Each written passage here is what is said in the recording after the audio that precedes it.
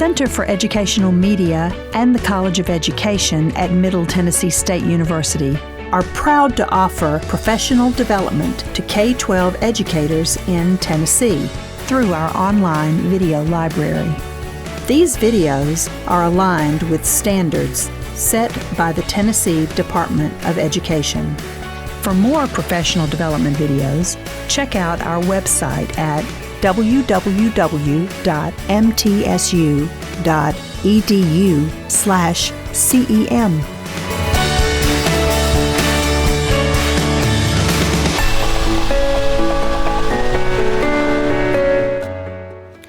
We've had a great start to the day, and again, this is the ELL Collaborative Summer Academy, College of Education at Middle Tennessee State University. It was a great start to the morning this morning. Thank you so much, Ms. Sunita Watson, for your presentation, and now we've got another great one. Again, nominated by more than one person, Mr. Joseph Winery is here today. Joseph is another longtime member of the ESL community in Tennessee, and Miss Ann Matanakalagi from Williamson County. She's been a previous presenter of ours as well. And so they are coming to you today with some ideas from Williamson County schools. So Joseph and Ann, so glad you're here today, and so I'll give you the floor. Thank you. Thank you. Good morning, everybody. Good to see you.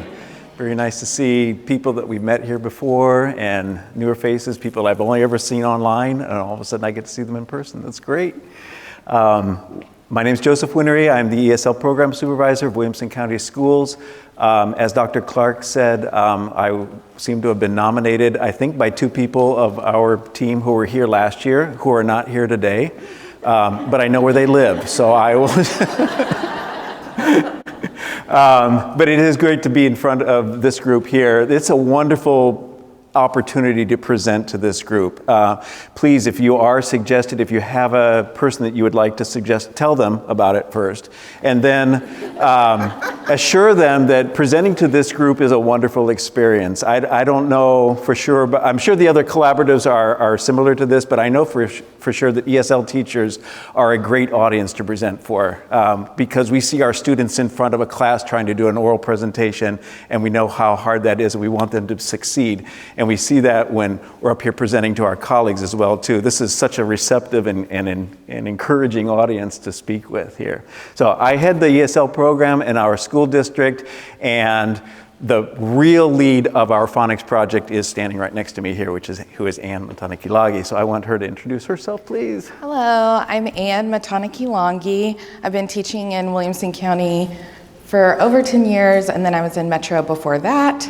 And I've done K-12, so I've got to experience all the grades, and I'm really interested in the Department of Corrections ladies. So I told Joseph I might bounce to come see what you guys are doing. That sounds so interesting to me. I got really passionate because I had students who couldn't read, and their teachers were not teaching them that because they were older. So that started some good conversations, and this is what has grown from it. Great. All right. I think you might hear some connections between our presentation and what my colleague Sunny was talking about this morning. From the writing angle of it, we're going to be talking about the more foundational pieces of that, so it's kind of a nice combination of the two things here today.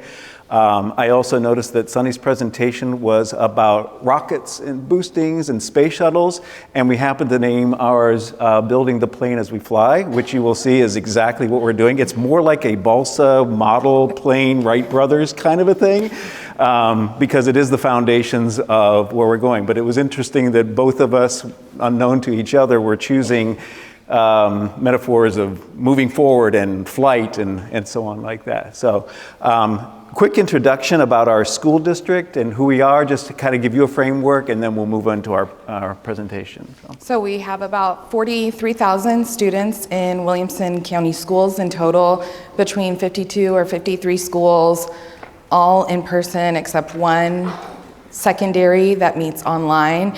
And we have about 1,000 ESL students. 900, as we got close to 900 this year. We were about 893, I think, when we tested with Access. Had a few enroll after access, but that was quite a growth for us this year. And as I talked with colleagues across our state here throughout this last school year, probably one of the first things that came up when I would meet them would be, are you seeing any growth in the numbers of students that you're getting? And every time it was like, yes. Like, not a little? Yes, a lot.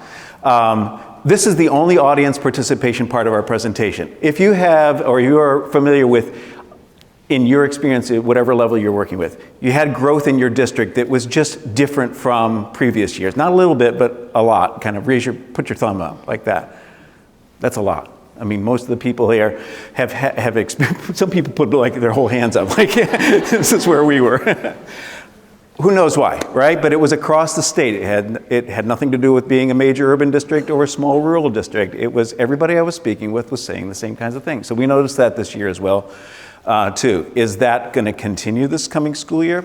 Who knows? So as Ann mentioned, we have 43,000 students in the district, 890-ish are our direct serve ELs, 52 schools. We have 44 teachers. A number are itinerant. Some people are standalone. We have a couple schools where there's more than one ESL teacher assigned. So just kind of give you a framework as you're listening to our presentation of who we are and what we're doing here. Joseph. Yes. Dr. Clark. And Joseph, I do want to add to your comment about we don't know why it's happening exactly. If anyone was here I believe it was last summer, we had a presentation on by Tennessee Immigrant and Refugee Rights Coalition, talked about the influx of migrant populations and for a number of reasons. We're a destination for refugees through the Catholic Charities Refugee Resettlement. We are a destination, and Somalian immigrants come in, Kurdish immigrants come in through Catholic Charities, and of course we are also a destination now for Hispanic Latino people from Central and South America. So Tennessee has become a destination for several migrant populations, and I think that is part of the explanation. You're right. Thank you for reminding us about that. That's true. And it's a lot of different reasons. And I'm happy to have the students here. It's really great. Very quickly today, the outline of what we're going to be talking about. You're going to see some pieces of the project that we have been building and putting together, some actual student-facing types of materials, and we'll talk a little bit about also the background that goes into that as well, too. Talk about the background of how we've led up to working with this. We're going to talk about the needs of our students in phonics instruction as explicit instruction for them. It is not everything that we're doing. It is a small piece of what we're doing in terms of our direct services with the students, but it's a necessary piece. We're going to look at some program comparisons because we made decisions about what materials are we going to use, what resources we're going to go. We want to guide you through our thought process so that you have something similar to look at. You may not make the same decisions we did. You'll just probably want to make some decisions kind of on the flow that we did. We'll talk about phonics as a literacy and phonics as in language for our language learners because it is distinct. We're looking at that language component that's different from what the students are getting in their gen ed foundational phonics. We'll talk about some complications along the way. Things that we did not know when we got going on this, that was going to be an issue. Things that were not an issue at the beginning and became so at some point. So we want to give you a kind of a heads up on some of the hiccups, some of for the flight analogy, some of the turbulence that we've experienced. And talk about our future objectives because we are by no means done building and flying our plane at the same time. So real quick, to run you through a background, it didn't start in 2018. It's been going on for years. Everybody knows that our students are really struggling with learning how to read at the same time of doing content. And the older the students are, obviously the more difficult it is. The little kids, the young ones, kindergartners, great, they're coming in, they're doing those foundations, that's a great year.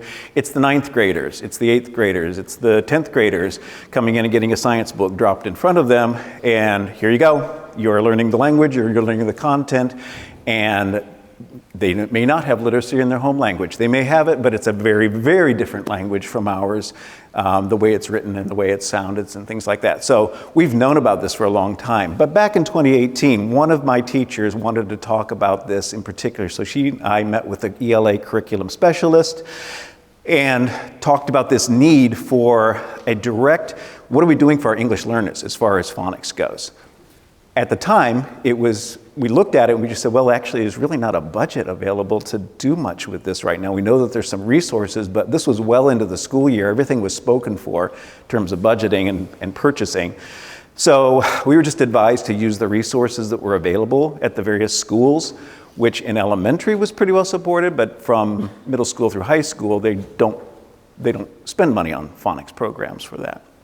2020-21, a need for phonics instruction and materials and teacher training became apparent, again, talking with my whole team about what are we doing. This was, of course, coming after the pandemic then, in terms of what kind of learning loss were we experiencing with our students directly that particular year. And then in the summer of 2021, the state had their Reading 360 training in which different teachers were assigned, and I would think I was allowed to have one ESL teacher go, and I asked Anne to go because I knew this was already a part of what she was going to be doing. It happened that another gen ed teacher was in that program, and she transferred onto our team that same year, so I actually had two people that had gone through the summer training, but Anne did that for us. Fast forward to the next year, the 2021 school year, we met again with our ELA specialists, elementary and secondary, to discuss phonics resources within the district. And recognizing that phonics is not part of Tier 1 instruction past the second grade, at least not explicitly for ELA purposes, and that we agreed that there is a necessity for direct phonics instruction of our English language learners. PWRS was suggested as a phonics screener for us. And then teaching CKLA, which foundations, was discussed, and we talked about doing this concurrently in Tier 1 ELA and ESL was discouraged. Notice the green and the red again, the greens are the parts where we're kind of identifying needs. The red is like where there became a complication or a hiccup at some point. 21-22, the phonics program in Williamson County Schools RTI has vetted resources that we could go to, we could take a look at. They've been tested and we've compared those. And we did a survey of our staff, of our team, for their priorities and needs, phonics instruction, listening particularly to our upper elementary, secondary folks about what's going on with them and with their students. We compared, we'd have survey results. Long story short, narrowed it down to a product called 95% Group and PALS as likely resources for us to look into, made the decision to go with PALS for that next school year. So this is all building background to that one. We started out, we gave the PWRS to the whole district. So every teacher gave it to every ESL student, and we trained them on PALS.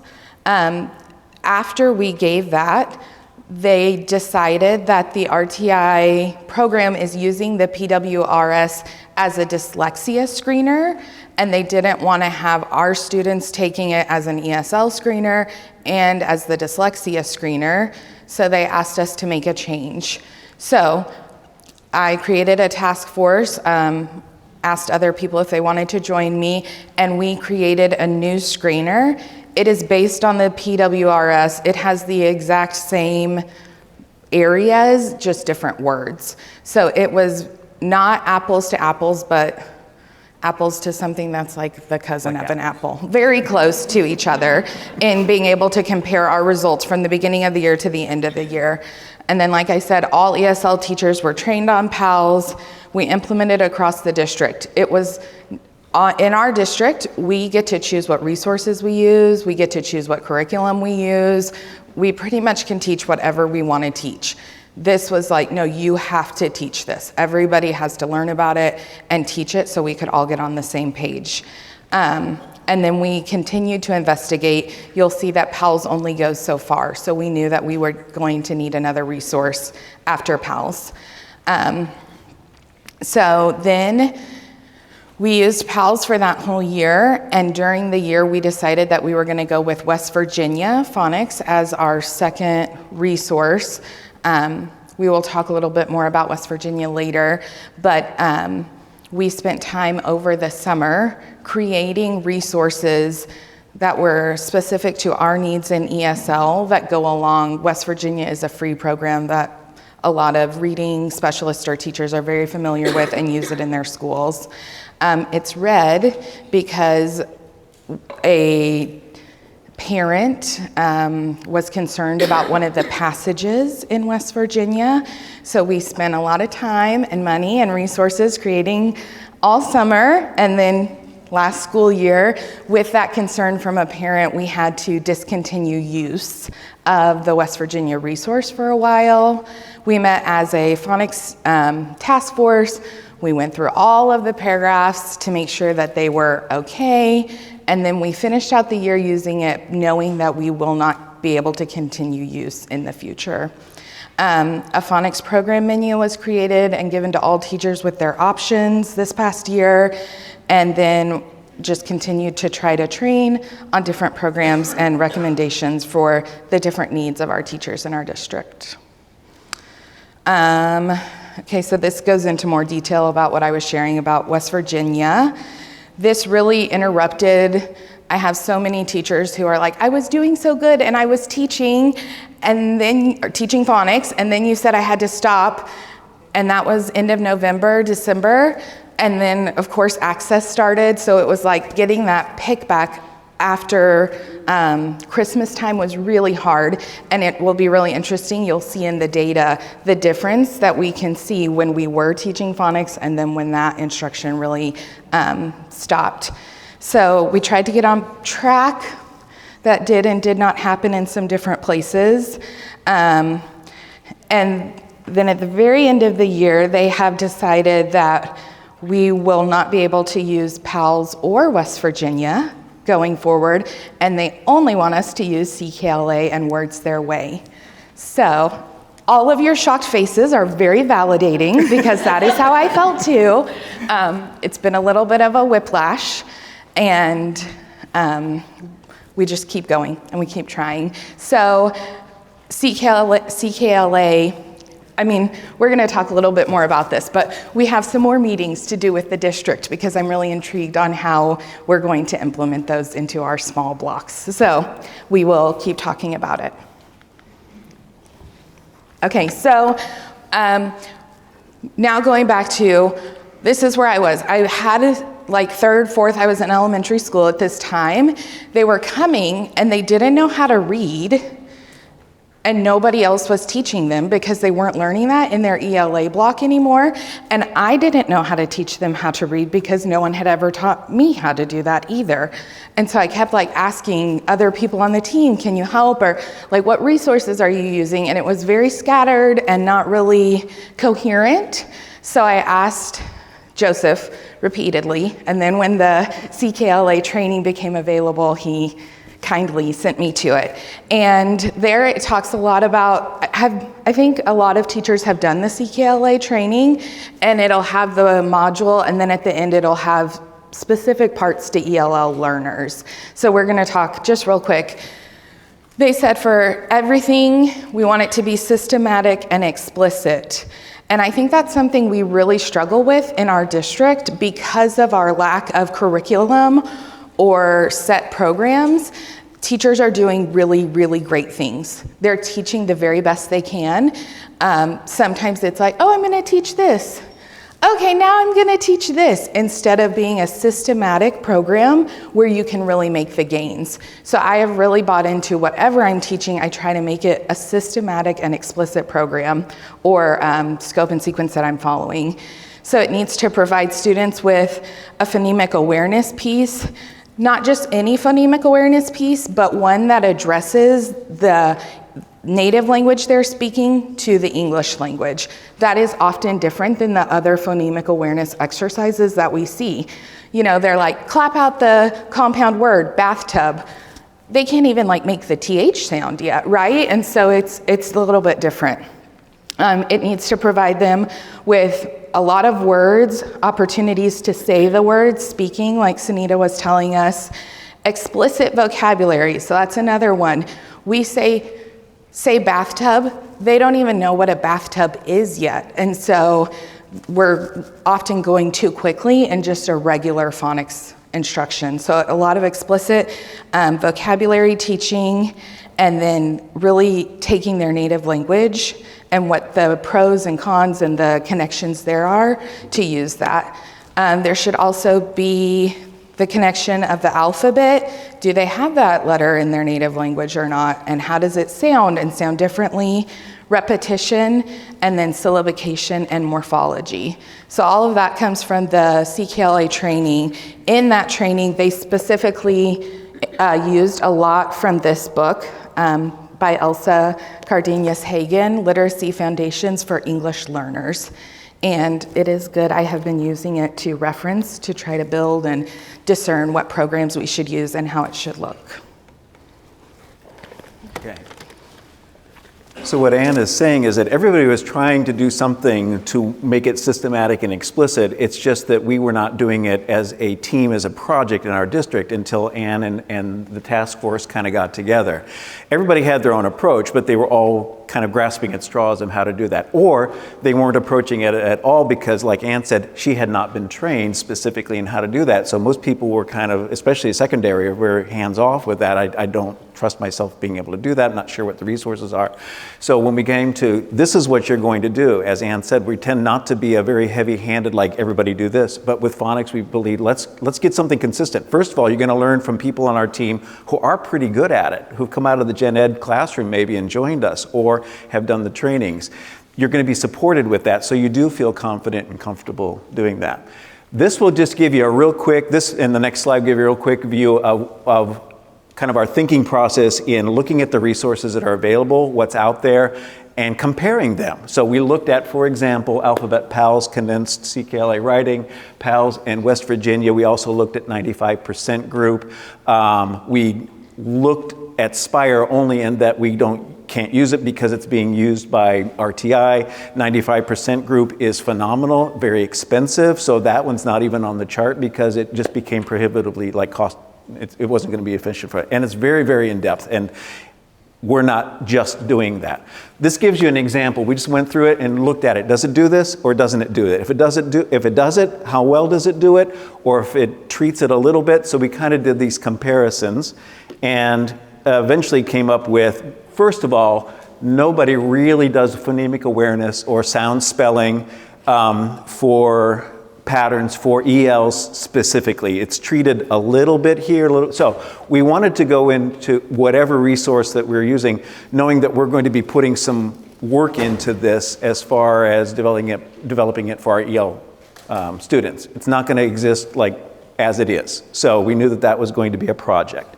And as Anne said, we used PALS first year and realized that there is a limit to that, so we want to move on. West Virginia became the move on piece.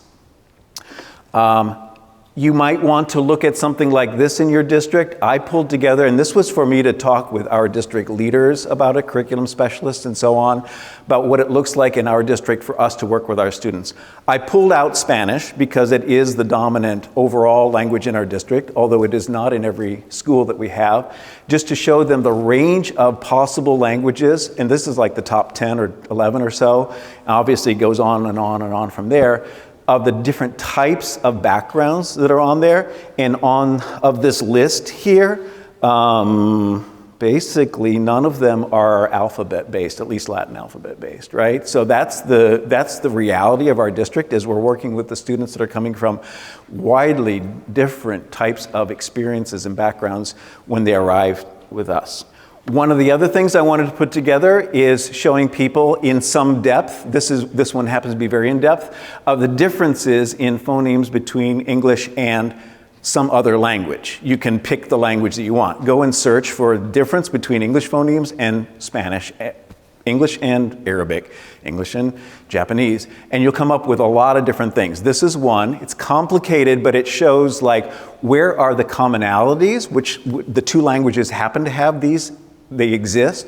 Which ones exist only in language A? Which one exists only in language B? If somebody needs that in depth, you can do that. Or you can do the same thing. That was for consonants. You can do the same thing for vowels and show people Spanish speakers have 5 pure vowel sounds and they look like this. Everything else in between is what we do with English. that doesn't come naturally to the students. They don't hear it, they can't produce it because they haven't heard it for very long. It's going to take a while for them to come up with all these little nuanced differences in how vowels sound in English, and therefore how are we going to read them. Or you can do something like this, come up with a more graphic illustration of Venn diagram. This exists in Spanish phonemes, this exists in English. These are the places where they are in common. Look how many more there are in English that don't exist in Spanish. Again, focusing on Spanish as being the dominant, but you could look up, and I did this because we have classes where there are Arabic and Japanese students mixed with English then as well too. Where are the very few that you can count on that all the kids in your class have in common, and everything else outside that, either one group has it, the other group doesn't have it, or nobody has it. So this is just to help you communicate with people about how the approach for our English learners needs to look different from their American-born, native-speaking peer students. They are not coming into a phonics instruction, even at kindergarten level, they're not coming in with the same amount of experiences and background to that.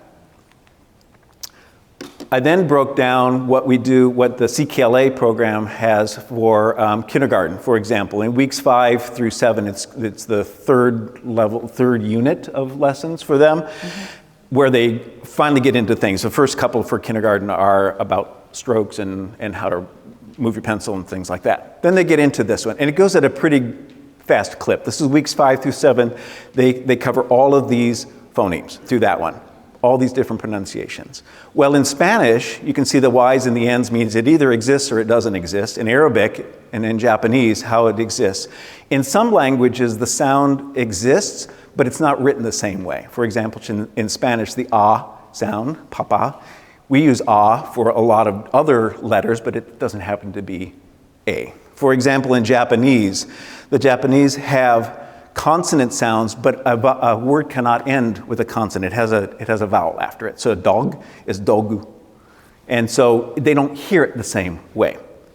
Moving on to later for kindergarten, weeks 18 through 21, same thing. When we get into the digraphs and things like that, very few of these exist in other languages. Interesting though, in Arabic it does.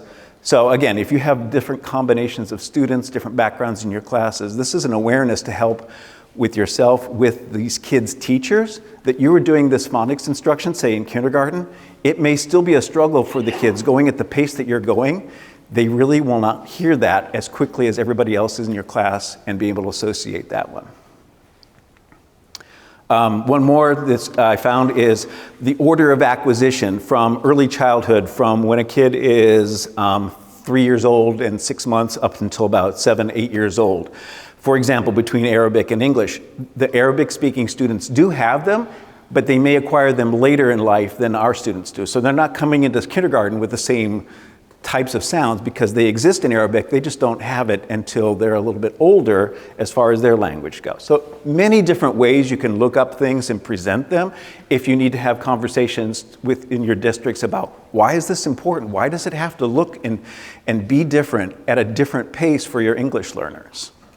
So as this conversation about where you have to teach using CKLA and Words Their Way is coming up, some of the ESL teachers on our team have started saying to me, then I think it should just be the RTI provider that teaches students how to read and not the ESL teacher. And so there's been this discussion, and as Joseph and I were working on this presentation, going through those slides he just went through, I was like, yeah, but they don't have this knowledge that a lot of us have or can acquire, have learned through our experience. You know, I very rarely am going to look up in what language, but I know that, right? I know my Japanese students often are gonna have L and R. I know a lot of kids don't know TH well. Classroom teachers, reading specialists are just not as familiar. So it reinstilled my convictions that there is a place for us as we work through our complications. So after our first year, we found that students who took, this is comparing students who took our screener and students who took access. So the students on the bottom, it might be kind of small. The first shows 1 to 60. That's what they scored percentage-wise on our phonics screener. And then the next category is 60 to 79, and the last category is 80 to 100. So by the end of the year, if they were scoring 80% to 100% on our phonics screener, they also scored significantly better on the access test. Can we say like that's a direct correlation? No, there are a lot of pieces that go into it. But the higher that they scored on the phonics screener, we know that they're more prepared. And so they score low on the screener, they're probably gonna not do as well on access, and they're gonna need help. Reading is in one of those areas. They'll need help. So as this is going to show our first year, yellow is the initial screener, this is K to 12, and green is the final screener. Anything that makes you guys like, oh, this is interesting. It's surprising to me how low the secondary students started.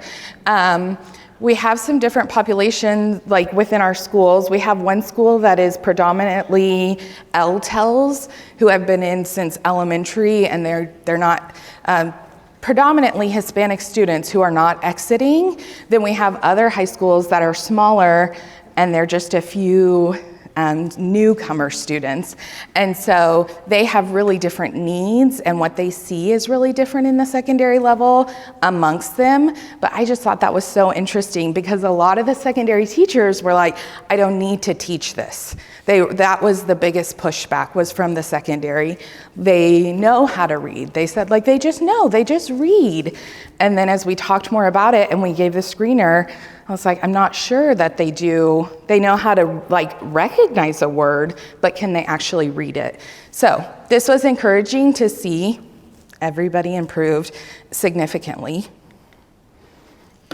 that year. So this is just the very first part of the screener, so you can see what it looks like.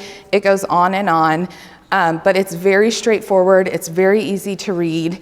It starts with letter naming, and then it's going to go. The first part is letter naming in uppercase and lowercase, consonant sounds, short and long vowel sounds, and short vowel sound recognition. Then it moves into single syllable words like CVC, short vowel blends, digraphs, and then it's going to go into multisyllabic. Okay, so this is the phonics program menu that after they give that screener, we tell them to check. And we have changed a little bit. At the beginning with the screener, we said if they score below 80%, then you stop and you start instruction there. Now we have said go as far as you can, or the student feels comfortable going, because sometimes they can't read CVC, but they can read digraphs. And so their learning isn't necessarily as lateral as our screener is. So the more information you can get, the better. They give that screener beginning, middle, and end of the year, and then use that data to make a decision. And the programs that we have currently been offering to them are PALS, which we're going to look at more in depth in a minute. There's a level A and a level B. It's technically a kindergarten and a first grade.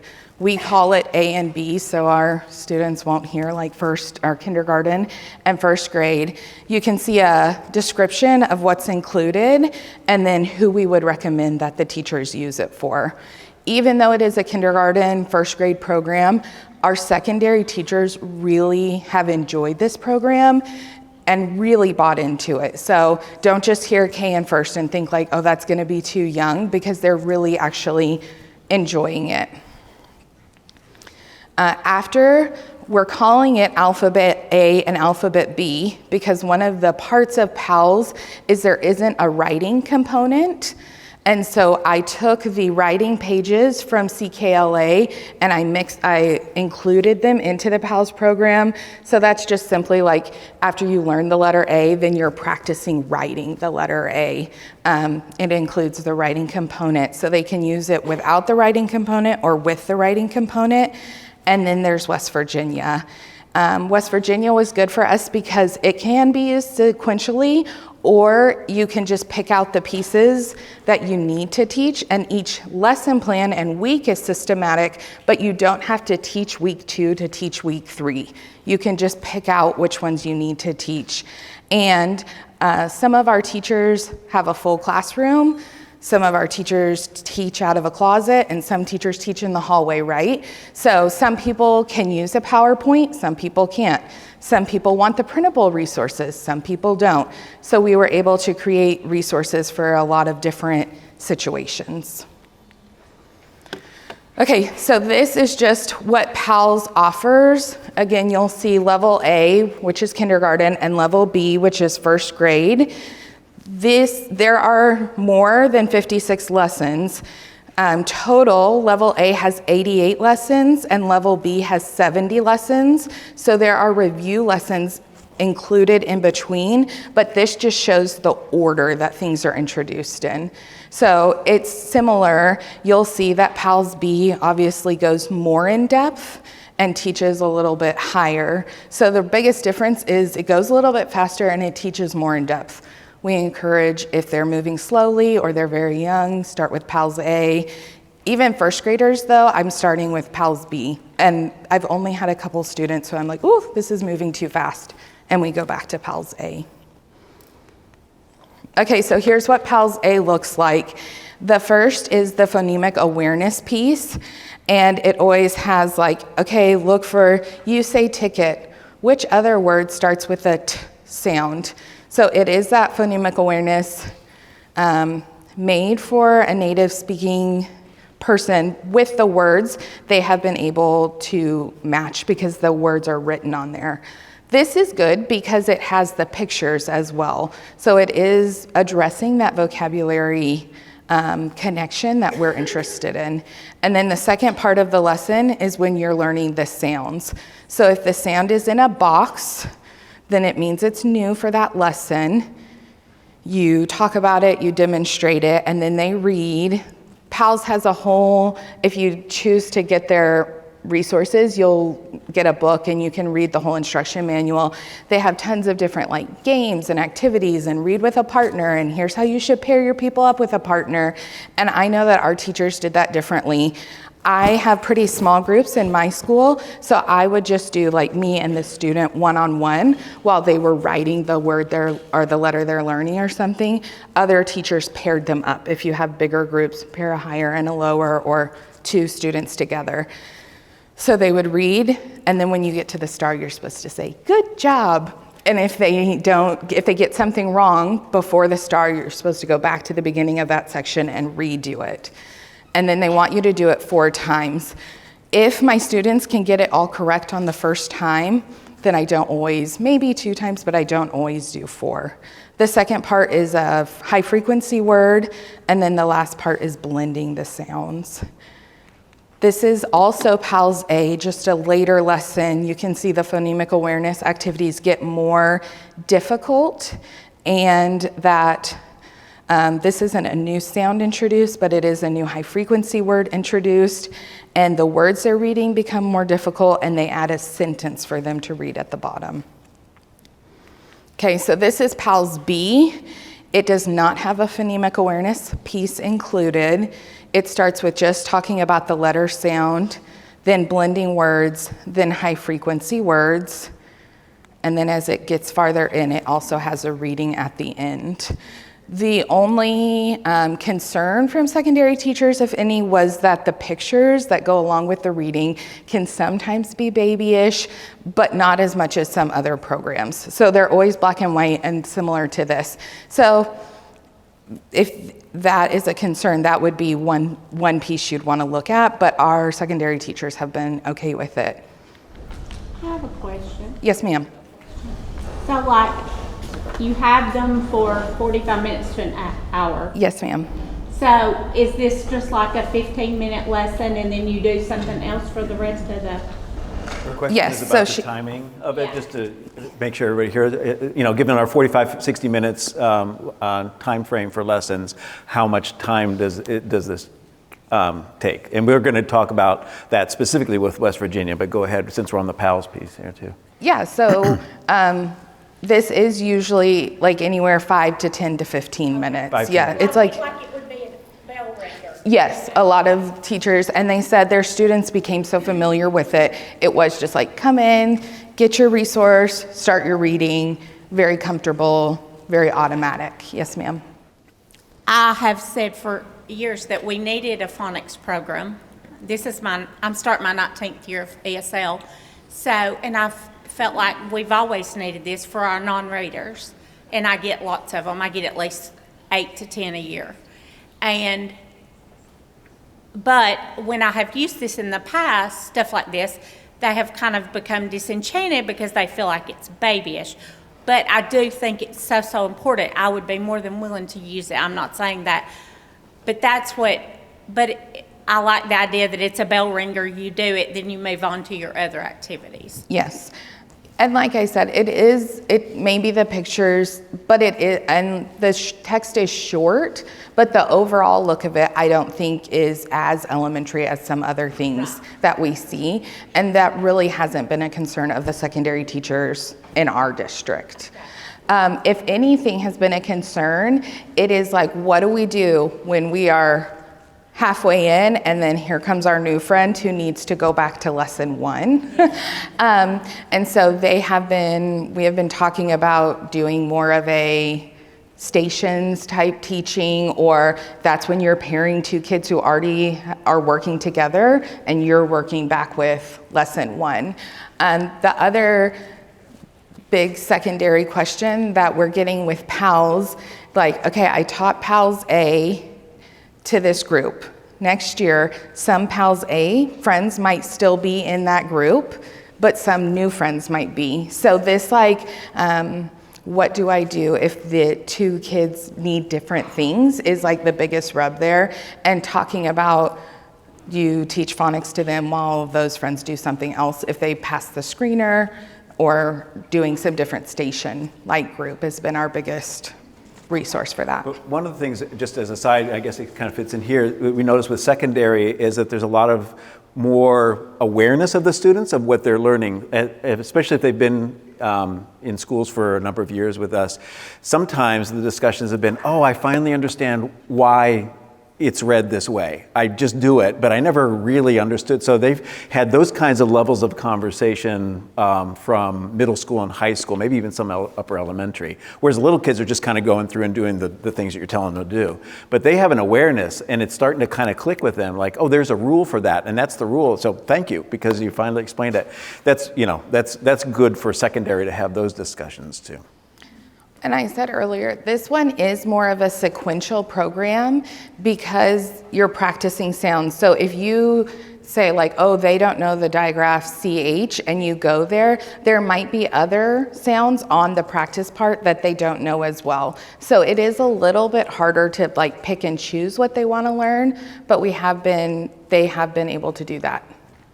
I just wanted to speak as far as the secondary, because coming from adults, and I'm not a representative, I'm not like promoting the program, I'm just saying what's been purchased for us is Reading Horizons is the name of the program. I'm not sure if you're familiar, but it does begin right with phonemic awareness and progresses through without the elementary pictures. Mm-hmm. So I understand district purchasing is always a concern, but it might be something that the secondary teachers can look into. Just readinghorizons.com, and you can see samples of their materials that have all of the markings, all of the phonics teaching, everything minus the pictures.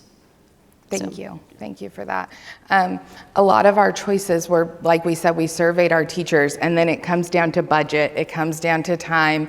And initially, I really thought like, oh, we can get one program that's gonna meet the variety of needs, and the farther we get into that, the more I'm like, oh, I don't know how possible that is. But this one has met the needs of the newcomer students. So when they're finished with PALS, now what? This is where we move to West Virginia. It is free, so if you Google West Virginia Phonics, you can find all of the lesson plans and the resources that they have created for free online in several different sites. And these are the things that it goes over. So there's no skill 1. That's when I think you're teaching like the alphabet. But then it starts with skill 2 and it goes to skill 10. This is where we were also saying, okay, if they already know CVC words, you can just skip it and it doesn't matter at all. You can start and pick where they need to go. So each lesson plan is 5 days of lessons. There are 3 target patterns, like stories that use the target pattern, and there are a list of target words in each story. This is what a daily lesson plan looks like. It has been a little bit overwhelming for our teachers, especially the ones who are not familiar with teaching phonics, but as they have gotten into it, it becomes very routine and very familiar. It starts with a warm-up activity, goes to phonological awareness, letter sound correspondence, word reading, word work, dictation, and text application. This says it's going to take like 2 minutes, 3 minutes. Word reading says it's going to take 5 minutes, but you're usually just reading about 10 words. That takes like 30 seconds. So even though it looks really long, it actually can go much quicker. Or if our teachers are feeling crunched for time, we just tell them to break it in half. Do half your lesson earlier, like one day, and then do the second half the next day. So the issues that were presented or reported back after using West Virginia, like we talked about, it doesn't take as long to actually teach it as it says, so don't feel overwhelmed by that. 5 days still felt like a lot for some, so we worked on shortening it down to 3 days with less review. And you can omit parts that the students don't need. So that part that says like letter sound correspondence, that's literally like when they hear "a," can they pick the letter A? You don't have to do that every day if they can do that. There was also the materials, which we talked about. If they don't have a PowerPoint, if they don't have the resources readily available, what does that look like to them? How can they teach it in the hallway? What can we do to reduce their prep time? Okay, so that is again just what everything that West Virginia teaches. It has like short A CVC words. There are 3 weeks total available from West Virginia.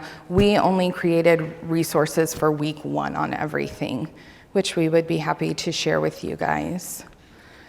Okay, so now, Joseph, we're gonna talk about what these go in more in depth on what it looks like. So we're gonna do a combination of here, what it looks like facing the students and for the teachers. So very quickly, we picked one of these. This was a skill 4, I believe, the digraphs, the TH sound. Out of all that range of things, when they hit this point, this is what the teacher is going to see. There's a long document where this is the first part of it here, where the teacher has instructions, and it tells the teachers what to do. Say this. A digraph is when 2 or more consonants are put together to make one sound.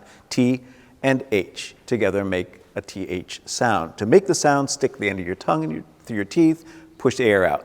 TH can make 2 different sounds. One th is voiced, and you can feel your throat vibrate. When you say it, the other is voiceless and does not cause any vibration. So you can see that. Gives a demonstration of what to do. There are pictures and or sometimes videos that show the mouth. You can show your mouth. Use a mirror, have students do that, and then what they're going to do and write with it. Over to the side then are some generalities of when they would expect to have a voiced versus a voiceless. This is what the teacher sees. Anne is going to show you very quickly. We've just taken this whole lesson and compressed it and just picked out some different pieces. You're not going to see the whole thing, but enough of it to get an idea.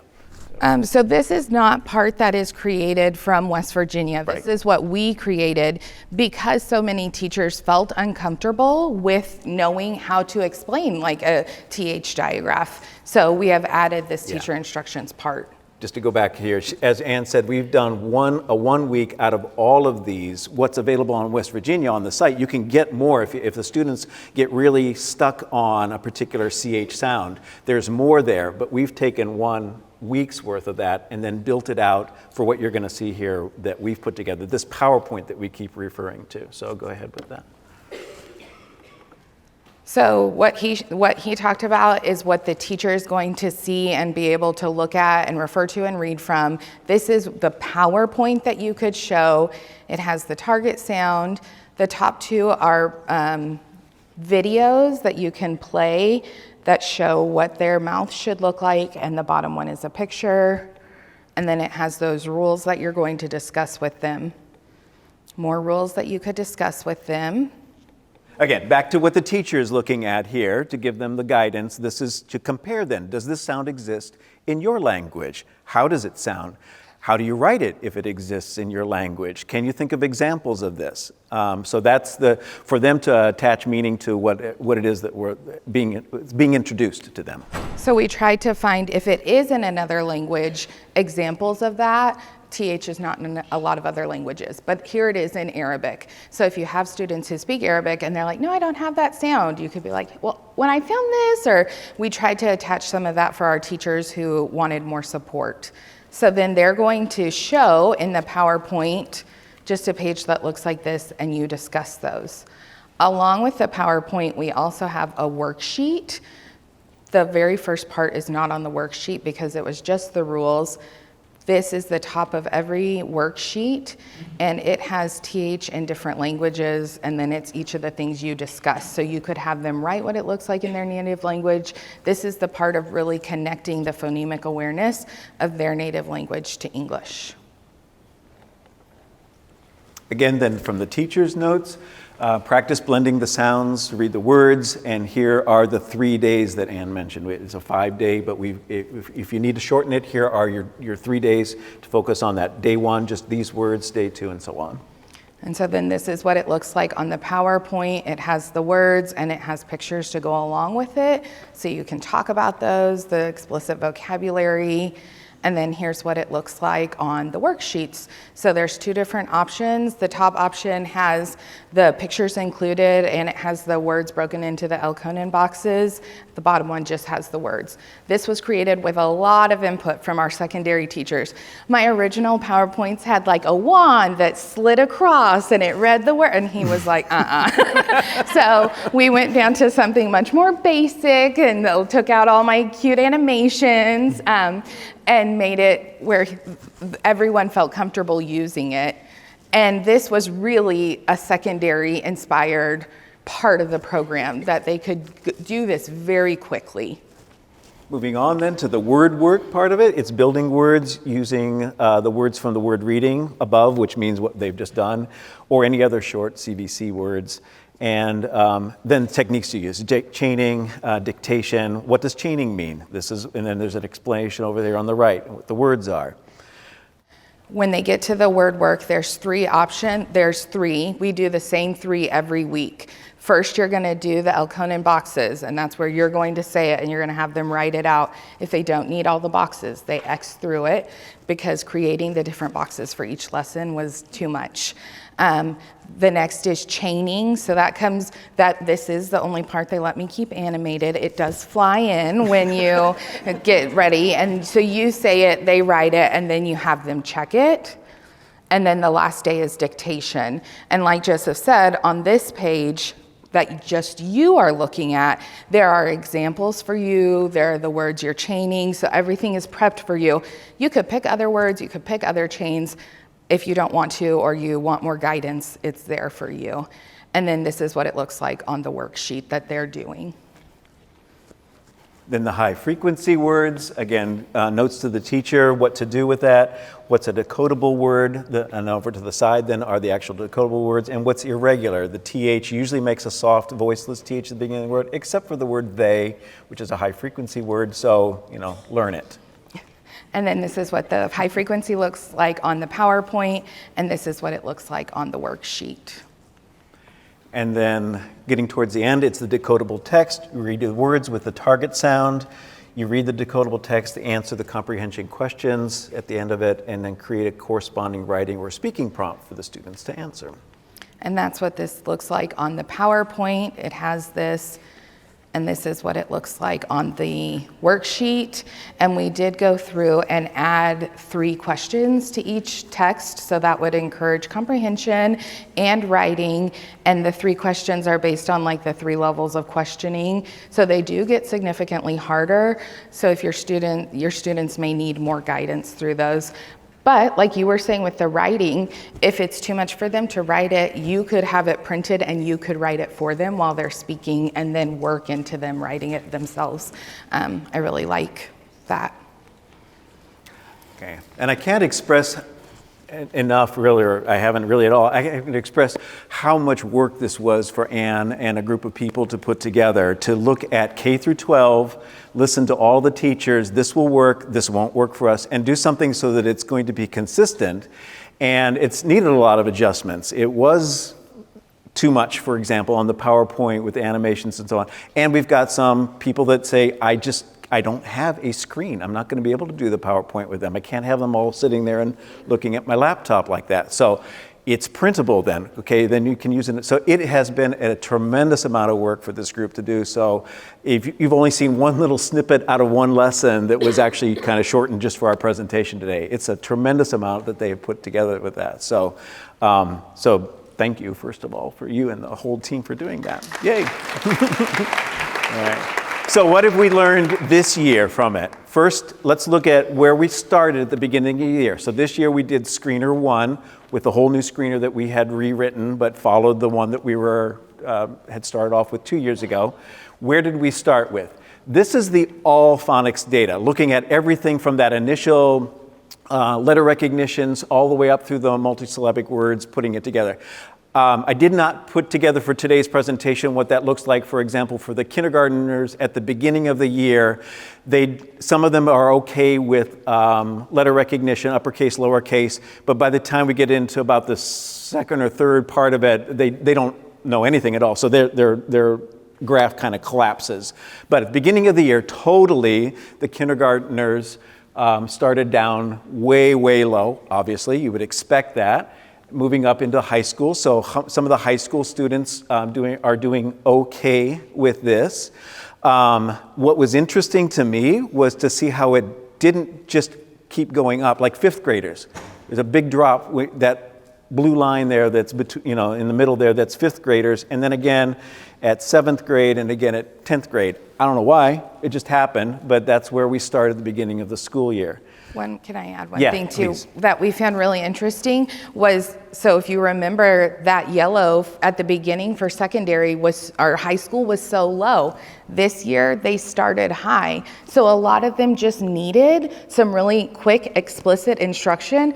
Now they have it. They don't even need phonics instruction at all this year. So it's not like, okay, I'm gonna have to do this every day all year. We're gonna learn it and then we have it and we can focus on some other things. Good point, to be honest. Yeah, so many of our secondary tend to be continuing students, whereas elementary tend to be more, we have newcomers all the way throughout, but we have more obviously with the long-term students, the longer the number of years there are, whereas with elementary it's a lot more of the newer students and then they're exiting after a few years. So this secondary higher level is probably a lot of students that were with us last year, whereas kindergarten, clearly we're just starting off school. This is what it looked like in the initial screener early in the school year after we got through screening with identifying our students for English learners. So this is around September, Labor Day, something like that. All right. Mid-year, so you can see really quickly just the growth. So mid-year happens sometime around semester break, let's say. There's not a fixed date, but the target is kind of when we hit the semester break. Already we're seeing students who have made a lot of progress. What this data is actually showing, though, is the students who met the 80% mark that Ann had been mentioning are taken out because they're done. We're not screening them anymore. They've already shown that they're doing that. So we're actually now looking at the students who are still needing some extra work, and now this is what they're doing. So they're kind of climbing up towards there. And then finally, at the end of the year, it changes a bit, but not that much. First of all, there's not much change in secondary. I'm going to click back and forth here just real quick so you can see. The reason is, by the time we got to 6th grade through 12th grade, many times the teachers only did a second screening. It was either the mid part of the year or sometime in the third quarter or fourth quarter. There wasn't enough time to do all of that because of everything else that's coming up with assessments. And of course we had our own proficiency assessment. And then after that, there's ACTs and things like that. So they only had time to do the initial one and then one more during the year. So some of that data is actually just reflected on that. If you could break it down if you just had elementary, for example, this is our K1 and 2 growth. Blue is the initial, green is the mid, and yellow is the end. And you're going to see mid to end, not that much change because that's when some of that instruction had backed off, but also they had made really good growth, even by the middle part of the year. If you want to break it down 3 through 5, same thing, blue to either green or yellow, grades 6, 7, and 8. Everything is going up, which is great. You just want to know that our students are kind of clicking into this, and grades 9 through 12, the same thing. Again, green and yellow don't have much difference there because they pretty much did only one or the other screener at the midway or the end of the year. What do our folks say about this? You can see what's on the screen there, but just some comments that people have reflected on and given to Anne. Yeah, we continue to ask the team, how's it going? Where are your problems? Where do you like it? So that we could make the adjustments so that it wasn't like you have to do this program that isn't successful or doesn't feel good. A lot of people, they were like, oh, I like having something explicit and systematic. That makes it so much easier. It got more difficult, or I love this one, the second to last one. It was eye-opening for me to see the skills they had deficits in. So many people, I thought they could read until I did this, and then I saw they couldn't read certain parts, and I could help them with it. This is things that they want to change or keep for the next year. A lot of it was like, I want to continue, or I want to continue to build out something that fits secondary. So that is anything you guys have for secondary. I'd love to hear more about it. We looked at Horizons a little bit, and it didn't work for us, but it might be good for other people. So this will be where we're pushing forward. So based on this information, if we were going to continue using PALS in West Virginia, here's where we were going to go. So we wanted to continue to assess their comprehension from phonics and use that data to inform our instruction. We wanted to create some more resources for gen ed teachers that show comparisons of English to other languages so they could become more familiar with it. We noticed that the Magic E rule was the lowest across the district, K to 12. So we wanted to talk more about why is that, what can we do to support our students in that, because that is so many words that we use that, and they really struggled with it from beginning to end. And then we had started to say, okay, does West Virginia meet our needs, or do we need to add one more program that would be something like a morphology program? So if I was going to start this all the way back over, square one, here are some things that I would take into consideration, and I would strongly suggest that you take into consideration. Before you want to begin, gather all the parties. So at the beginning, it was Joseph and I. Then it was Joseph and I and our leadership team. Joseph and I and a phonics task force. A couple people from the district.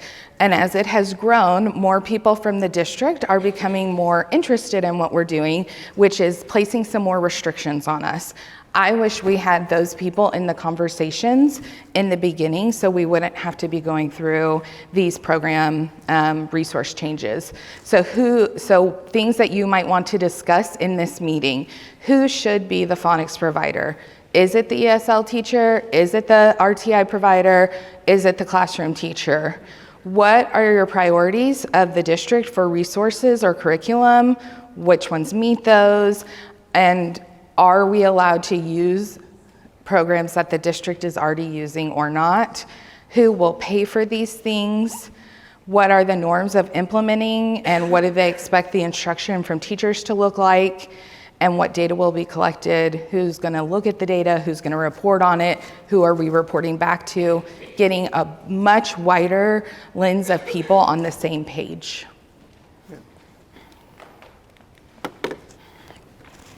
So here's some considerations. Again, just based on what we've learned here. We've shown you throughout here how we identified some needs and where those, not conflicts, but where things cropped up as we were moving along. As Ann mentioned now, we're actually getting more attention now from our higher level district leadership on that, which in some ways is going to be restrictive, but at the same time, it's going to be broadening because ELA is a bigger part of the conversation, RTI is a bigger part of the conversation. So instead of us just kind of isolating and doing this, let's bring it back into the district. So at first we were told, no CKLA, now it's like, we're gonna do CKLA. So, okay, we're ESL teachers, we're gonna go with the flow, this is what we do. Maybe do a pilot program with some small representative samples out of your district instead of going full blown. We didn't start off full blown either. It was just people that were interested in it, passionate about it, ready to go with it, and could introduce it to those that were more hesitant, have never done it before, and so on. Find a single program that will meet the needs is very difficult. As you see, we've already bounced around a bit. Even West Virginia, which is entirely free and complete, we don't use it as it is off the website. We've pulled everything and then we've made it work for us with a lot of background work on that. Be prepared to adopt several programs so you can make accommodations within those programs. And again, just to emphasize, ESL teachers, many of us have never been trained specifically in phonics instruction. Many have done the CKLA or the Reading 360 foundations, but I have done that. I don't think I could come out of that and say I'm ready to teach that now. So I need to go through what Ann has done, and I need to work with Ann to do that. Be prepared to educate the teachers so they have clear resources available. So set up PD sessions for that, which we did a couple years ago. Say, this is what we're gonna do. We're spending a whole day working with you folks on that so that everybody's gonna be up to speed. And so we have a good team. We have a very supportive team, and there are people that are recognized that others are stronger in that than them. They can reach out for that. So I believe that's where we are in terms of getting to questions from the audience, what we would like to have here. Your point, oh, there you go. Okay, good. I have a couple of questions. Sure. May we have a copy of your slideshow curriculum just to get started? And I've been researching the West Virginia program, and do you have the best resource to help us find their curriculum free? Because sometimes when you click on it and it says you cannot access this without permission, blah, blah, blah. So I want to know how to access the West Virginia curriculum, and may we have your curriculum? Right. Well, this slide here was going to be a Venmo for us, but we had to take it off. Yes. You're going to... the PowerPoint that's been loaded up for you that we've been using here, you're going to find as you go through that there are things that are clickable on that, but you're not going to have access to it because it's going into our district's Google Drive, which is restricted. So go ahead and try. It's just not going to work for you. Sorry. But that's where all this is housed. So Ann and I will kind of figure out a way that we can make that outside available. We're going to have to move it off of our district Google Drive. It's not secret. It's just that it's been a lot of work that they put into that one to make this available for folks. Mm-hmm. Yeah. And we had a similar, like, links would disappear, some are available. So we went through and downloaded all of them and then put them in a folder. So that would be part of what we're going to share. So what we'll try to do is make that so that you don't have to go through what we've done. Like, it'll be a folder, it'll just be there, and it won't be the live side of theirs, but it's because the live links change sometimes. Yes, go ahead. And if we can be of help in housing any material that might be available, that is tough for us. Let us know. Thank and you. Then right. You'll go to our website, Educator well, even Resources. Better, because you're here today and it's kind of like one-stop shopping. You do that rather than through some other combination of things to do. That would be great to do that. Thank you, Dr. Clark, for that. Yeah, Dana. I want to first of all commend you. The amount of work to write a great decodable passage, particularly with a sloth, is pretty amazing. So you did an outstanding job with that. But it's really interesting that with all of the buzz with science of reading, particularly with ESL students, that you were one of the few people who are addressing this. And there's been all these fights lately about what is best for ELs.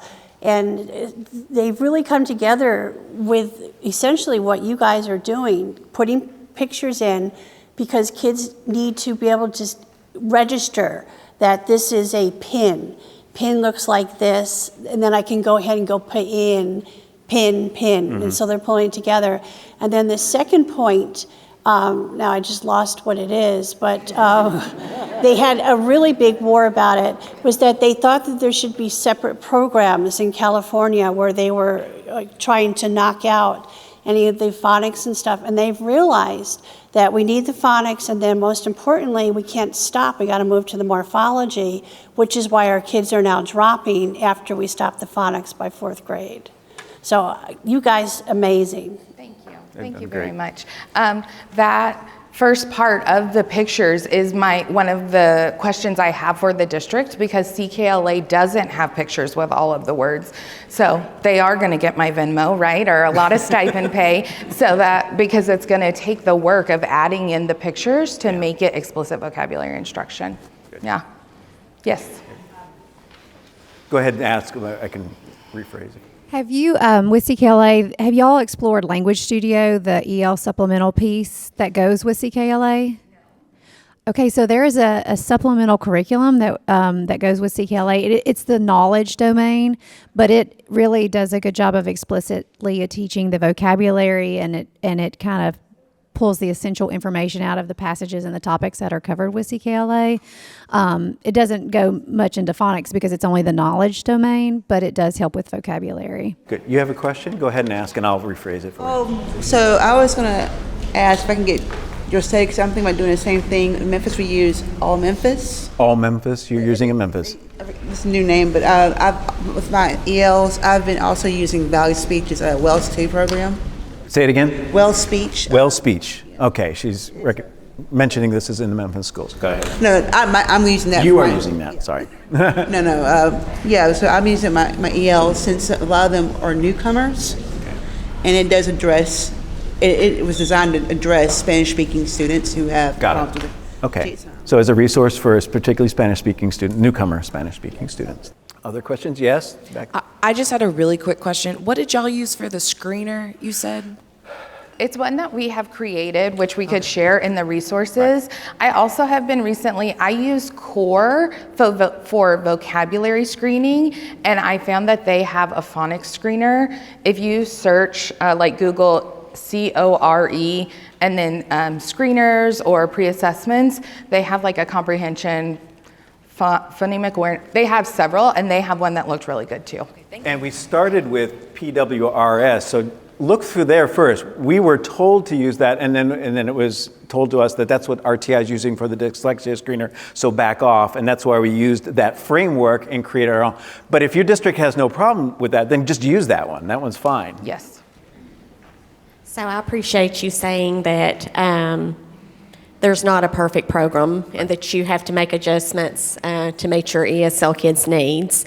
Our district purchased Just Words, and it is supposed to be a 4th grade and up and adult. So I'm hoping it'll be more appropriate for older students, but still, I think it's missing some of the vocabulary and some of the things that you've shared. I think you just have to adapt whatever. My second question is, how does your day, so if you do this for 15 minutes, are you going to do something with CKLA for 15 minutes? Or what does your short ELL block look like? So if you got all 40 of us ESL Williamson County teachers up here, all of them would say something completely different, which makes me crazy. We're still in talks about that. But I personally do a small phonics block, and then I spend a lot of time on vocabulary, if your district has that, but it teaches vocabulary and reading comprehension. Most teachers are gonna teach like reading comprehension or vocabulary after the phonics block, or writing, or like what they wanna teach. Thank you so much for your attention, for listening to us. Appreciate that. We're here for the rest of the day. So if you do have questions in the break times, please find us and ask, and we'll get that information uploaded for you folks so you can have that without having to go through everything we did.